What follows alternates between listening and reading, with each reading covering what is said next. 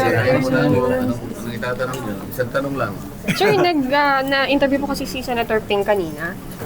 Sabi niya he feels good after nung exchange yung kahapon. Sabi po ni Senator Ping, he feels good after yung exchange yung po kahapon sa floor. At He feels good. oo, kasi nasagot daw po niya dahil yung inyong mga accusation daw po ay walang basehan. At enough is enough na raw po. So he feels good, that's good. Okay? Pero walang basehan daw sir, yung mga accusation nyo. Oo, alam naman ninyo na... Sir, ceasefire na ba? Yung... How do you feel, okay sir? na. I mean, Ano yun? Naghahanap naman kayo ng gera eh. Ba't may gera ba? Sir, sabi ni Senator Ping, kapag muli kayong bumanat, sasagot daw po ulit siya. I will fight back. Kung sakali.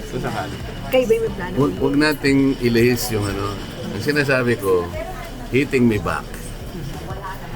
Walang issue yun.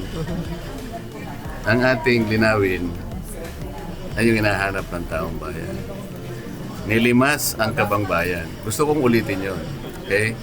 Kung ang gagawin nila ay puro lang hit ng hit ng hit, okay lang sa akin. Sawang-sawa na ako sa hit na yan eh. Hindi na ako tinatablan yan eh. Pero wag natin kakalimutan ng taong bayan. Lahat ng sinabi ko ron na dapat puntahan niya sapagkat yun ang sinabi niya, lahat ng ebidensyang kakailanganin, pupuntahan natin. Ang dami ko sinabi sa aking privilege. Kung sino-sino ang dapat napuntahan. Diba? Hindi niya sinagot. So, so would you sign the committee report to Ano? to get it moved? Sir, yung ano po, yung committee report sabi niya, pirmahan po ninyo para gumalaw na, sir. Hindi ako pwede ng partial report. Okay na, thank you.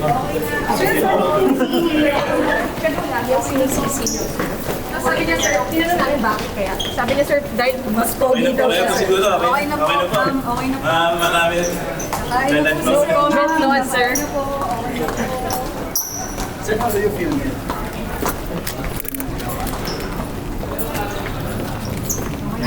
Okay na po siguro. Thank you po, thank you po. Sir, no comment dun sa mas COVID daw siya. Salamat sir. Nakikita mo naman, di ba, kung sino? Sino sir? Sino nakikita mo?